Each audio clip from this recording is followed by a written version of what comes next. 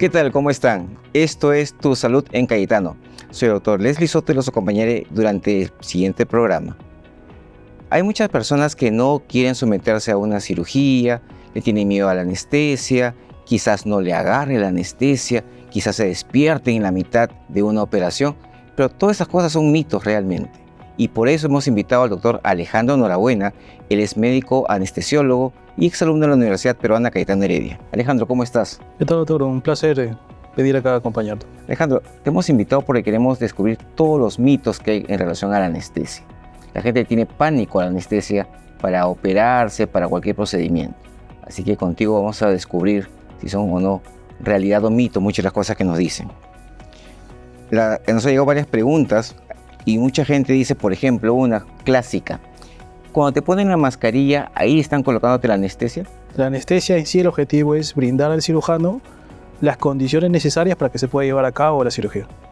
Y dentro de la anestesia pues hay varios tipos, ¿no? Desde la sedación, desde la anestesia general, la anestesia neuroaxial, la anestesia periférica, de anestesia con bloqueos, todo eso depende, ¿no? Ahora, en el caso de colocar la mascarilla,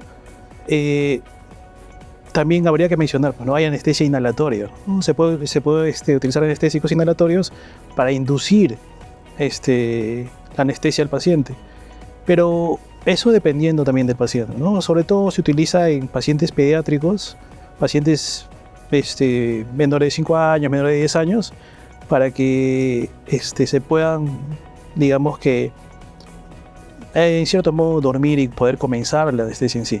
¿Por qué? Porque a un paciente adulto se le puede colocar una vía, se le puede administrar de manera endovenosa.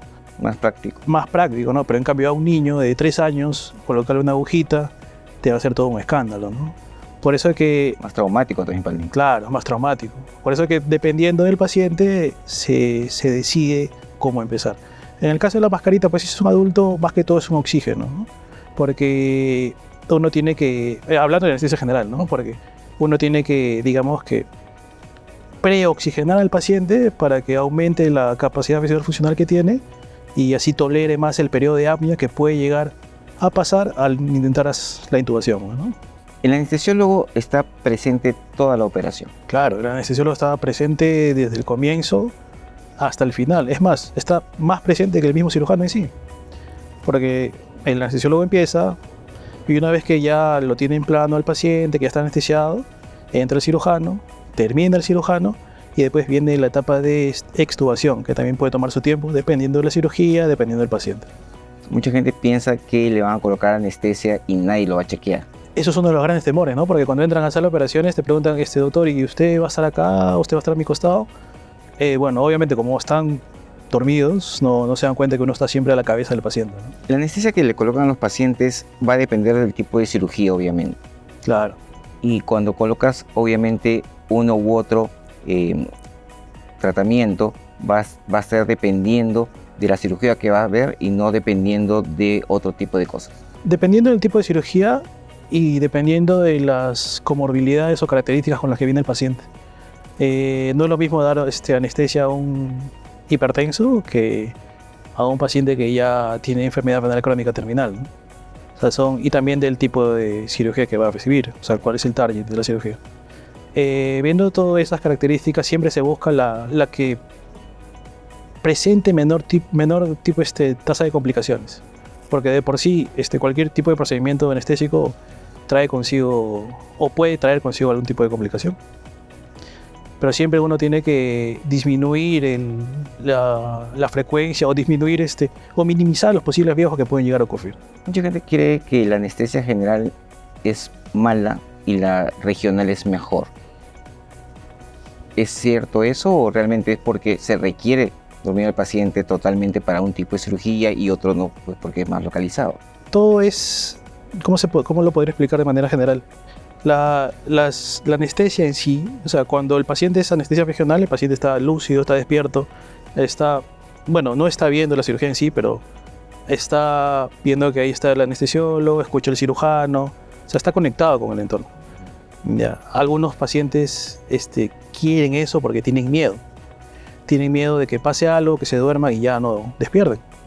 La anestesia general y la anestesia regional, cada una tiene sus virtudes y tiene sus riesgos en particular, ¿no? Pero las dos, si están bien dadas, son seguras. Entonces no hay que asustarse, sino No hay que asustarse. obviamente de acuerdo a lo que van a hacer. Claro, dependiendo. ¿Una persona puede despertarse en plena anestesia? Bueno, se podría llegar a dar, sí, pero es, digamos que pero muy raro, ¿no? Vendría a ser más que todo por un fallo, no sé, pues en la máquina que no da el anestésico, en la bomba que está dando los medicamentos por infusión, pero es bien raro que pase eso.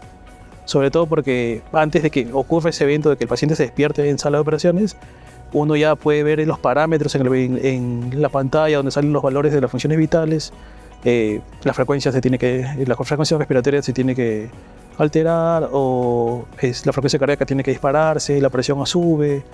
O sea, son cosas en las cuales que sería raro que suceda. Cuando la gente va a ser sometida a un procedimiento, está asustado, y dice mucha gente, a la hora que me despierte me voy a asustar más. O sea, la anestesia provoca que te asustes, porque mucha gente dice que va a gritar o gritan. Bueno, ahí ya depende de cómo asimila los medicamentos cada persona, ¿no? Hay algunos que se despierta con, digamos que, algún tipo de excitación, no sé si se podría decir, que el paciente está más eufórico, pero son contados los casos, ¿no? Usualmente no despiertan así. Ya depende cómo asimilan, metabolizan el medicamento. Yo me acuerdo cuando me operaron de la vesícula, conté hasta 5 como te comentaba y me desperté y ya me habían operado. Entonces... Claro, usualmente los pacientes ya se despiertan o recobran o se ponen lúcidos completamente cuando ya están en recuperación y ya pasó la cirugía, ya acabó todo, y recién ahí recobran, digamos que, el conocimiento, ¿no? ¿Hay gente que sea resistente a la anestesia? Resistente a la anestesia. Por ejemplo, que siempre he escuchado en los odontólogos, por ejemplo, ¿no? Que le ponen 2, 3, 4, 5, porque no le agarra bien la anestesia. ¿Existe eso realmente o quizás uno le dio mucha dosis porque es por kilo de peso? Claro, ahí viene ya, más que todo es la dosis, ¿no? Porque si no le da la dosis necesaria, pues no le va a agarrar ningún tipo de anestesia, ¿no? Así sea en pacientes obesos o pacientes pediátricos, todo es con dosis, ¿no? Dependiendo de cuánto pesa el paciente. Y si es que no se le da la dosis adecuada, pues no va a entrar en condición, no va a entrar en plano, como se dice, y no se va a poder lograr un plano adecuado para que proceda la cirugía. Pero que sea resistente a la anestesia, más que todo es por la dosis. ¿Y se le podría pasar la mano al anestesiólogo con mucha dosis? El anestesiólogo, pues así como cualquier otro tipo de especialidad médica, pues lo desempeña un ser humano, ¿no? Puede haber una tasa de error, pero... Pero si ocurre eso, el paciente se dormirá un poco más. Claro, dormirá un poco más. No es que traiga una complicación en sí, ¿no? Hablando de los medicamentos inductores para que el paciente entre en plano, ¿no?, a la cirugía. ¿Cómo sabe el paciente que el cirujano, o en este caso mejor dicho, el anestesiólogo, ya tiene que despertarlo? Como mejor dice el paciente, dice, yo estoy con anestesia, voy a seguir durmiendo y no me van a despertar nunca. La cirugía en sí tiene momentos, ¿no? El momento previo a la cirugía es en el cual se prepara al paciente para inducir la anestesia, dejarlo todo, digamos que seteado, por así decirlo, para que el cirujano opere. Y una vez que el cirujano termina, ya siempre uno tiene que estar en comunicación con el cirujano, ya se comienza, digamos, a bajar los niveles de los medicamentos para que vayamos a buscar, en el caso de la anestesia general, la propia ventilación del paciente, ¿no? Que el paciente vaya a comenzar a despertarse poco a poco.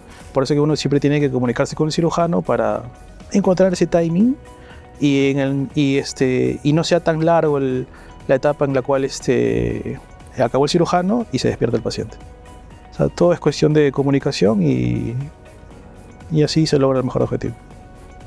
¿Hay alergia a este tipo de medicación que usa para dormir? Sí, eso es un punto muy importante porque sí hay alergias es raro para algunos medicamentos. Hay algunos que presentan mayor reacciones adversas medicamentosas, pero sí hay. Eso es una de las cosas por las cuales siempre se hace una evaluación previa al paciente para prevenir o evitar este tipo de situaciones, ¿no? Porque generalmente ya tienen antecedentes de esto. Y bueno, esos son datos importantes, ¿no? Estaba leyendo algo con respecto al propofol y alergia al huevo. Claro, o sea, se menciona o se tiene en cuenta, ¿no? Si el paciente tiene alergia al huevo, pues o a cualquier otro medicamento en sí, uno tiene que mencionarlo al médico, ¿no? Porque generalmente el médico pregunta, está dentro de las preguntas ya básicas de todos los anestesiólogos, si el paciente es alérgico a algún medicamento o a alguna u otra cosa. Es por eso que el paciente o el tutor en sí, porque a veces son pediátricos, son niños, tienen que ir con todo el conocimiento necesario como para darle la información al anestesiólogo y evitar o minimizar los riesgos que pueden presentarse. ¿Ha habido alguna cirugía en la cual se ha estado aplicando anestésico al paciente y ha ocurrido algo que no se esperaba, se ha despertado o alguna de esas cosas? Por ejemplo, pacientes que es su primera cirugía, que no saben si son alérgicos a algún medicamento,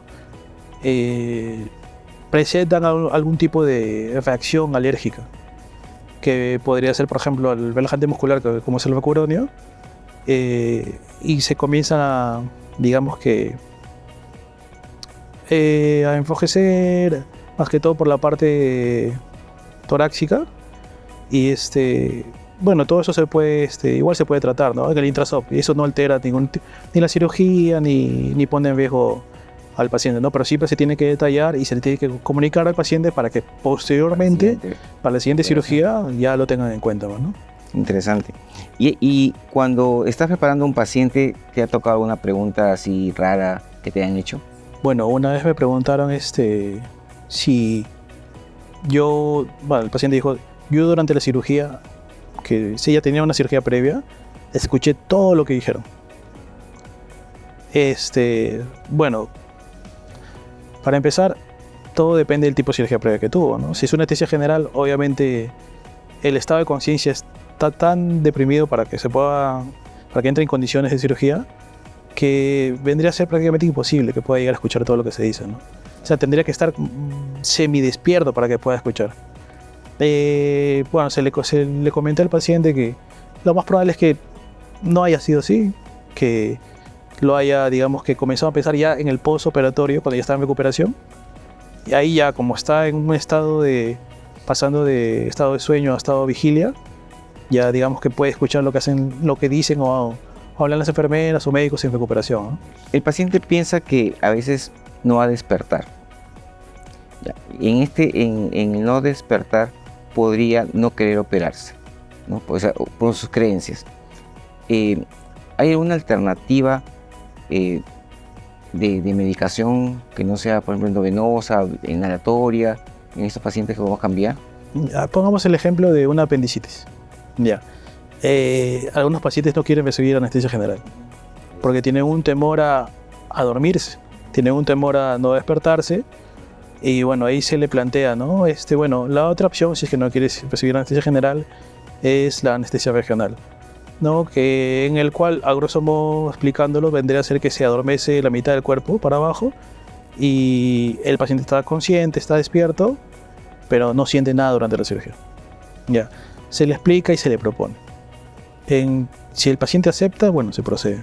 Si el paciente no acepta, lamentablemente ya no se puede hacer nada, porque el paciente tiene que brindar y firmar un consentimiento informado en el cual brinda su autorización.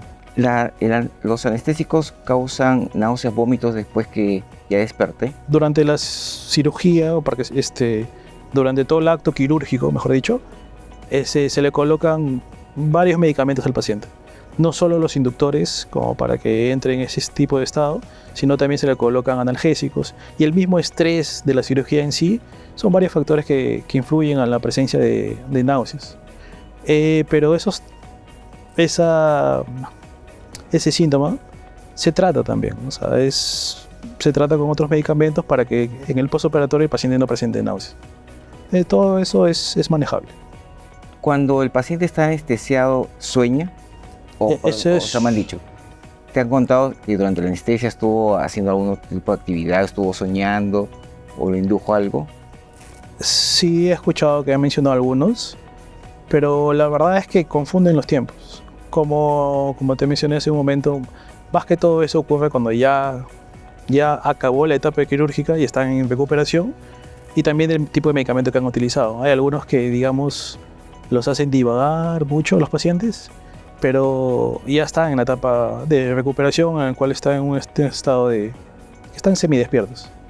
Y ahí ya vienen las alucinaciones y o sueños dependiendo del medicamento que se utilizó. Pero dentro del acto quirúrgico, no.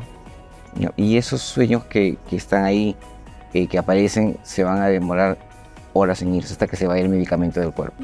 Sí, pero la eliminación es básicamente renal, así que es, digamos que rápido. Sobre todo en pacientes que son electivos, ¿no? Pacientes de cirugías selectivas, programadas, están, bueno, ya protocolizadas para que todo sea de manera rápida. Y los pacientes que están en cuidados intensivos con ventilación mecánica, el tipo de medicación que se les induce para poder tenerlos ahí, ¿es la misma que se usa para las operaciones? No. O sea, para empezar, cada paciente es distinto. Aún así, sean pacientes sin comorbilidades. Tienes que ver el grupo etario, tienes que ver las características. Un paciente obeso de 24 años no es lo mismo que un paciente atlético de 24 años. ¿No? Son características que influyen mucho en cómo uno va a abarcar o abordar a un paciente.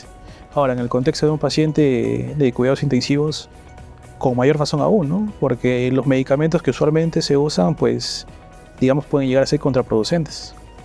Ahí ya se ven las características del paciente y se eligen los medicamentos, digamos que, para ese tipo de pacientes, ¿no? Ya se cambian los inductores hasta el relajante. Claro, porque mucha gente realmente se asusta de poder recibir algo que desconoce. Pero al final todo está fríamente calculado, por decirlo así, porque el paciente a la hora que llega, uno tiene que ver las comorbilidades, el peso, la talla, Claro. las características que tiene para poder usar uno u otro, porque al final no usamos lo mismo para todos los pacientes. No sé. ¿No? Eso sí tiene que quedar claro para que estén más tranquilos. Claro, siempre en su mayoría es individualizado. No se puede utilizar lo mismo para mí que para un paciente, no sé, diabético, hipertenso. Siempre se tiene que tener en cuenta, porque varían las dosis. Pueden usar los mismos medicamentos, pero las dosis no son usualmente las mismas. Y también dependiendo de las otras características, ¿no? Cuando usamos la anestesia esta epidural, hay un daño que se puede hacer en el paciente, porque la gente piensa que se puede quedar sin movilizar las piernas. Eso es muy difícil. Bueno, si no se tienen las precauciones del caso, puede haber complicaciones en cualquier tipo de procedimiento, ¿no? En este caso de la anestesia epidural, puede prestar complicaciones si es que no se tienen las precauciones del caso. ¿Qué tendrías que tener en cuenta esto? O sea, se le piden unos exámenes de laboratorio, ver cómo está el perfil de coagulación, ver si hay algún tipo de malformación en la zona donde vas a colocar donde vas a realizar el procedimiento, ver si ya tiene algún tipo de manipulación previa, si ha tenido una cirugía de columna. O sea, son todo ese tipo de cosas uno tiene que tener en cuenta para ver si es que se puede realizar. Una vez realizado, una de las complicaciones frecuentes de este procedimiento es la cefalea postpunción, que por alguna eventualidad no se llegó al espacio requerido y se hizo un pequeño orificio en la dura madre y sale líquido cefalorraquídeo, y eso trae como consecuencia cefalea postpunción, ¿no? Pero una inmovilización posterior a esa, pues vendría a ser bien rara, ¿no? Y lo más frecuente puede ser un hematoma en la zona. Claro, pero si es un hematoma en la zona que no se trata, a la larga sí puede tener una complicación. Claro. Eso, ¿no? Pero es por eso que uno ya tiene que tener en cuenta o tiene que revisar los exámenes de laboratorio, los antecedentes, todo, para ver si es que se puede hacer ese procedimiento en ese tipo de pacientes.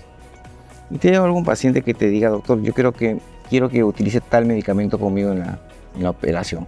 La verdad, no. ¿No? No, nunca me ha venido a decir. Como cuando llegan a la consulta y decirte, doctor, estoy con mal de garganta y quiero tal antibiótico. ¿Sí? No, la verdad nunca nadie me ha preguntado eso. En sí, la mayoría no sabe qué medicamento se usa, ¿no? Y creo que es mejor así, porque si no, ¿qué estarían haciendo en la calle? Sí, porque es igual cuando van a la consulta y, doctor, yo tengo tal enfermedad y la medicación está, recéteme esto, esto y esto. Al final, pues eso no es la idea. Claro que sí.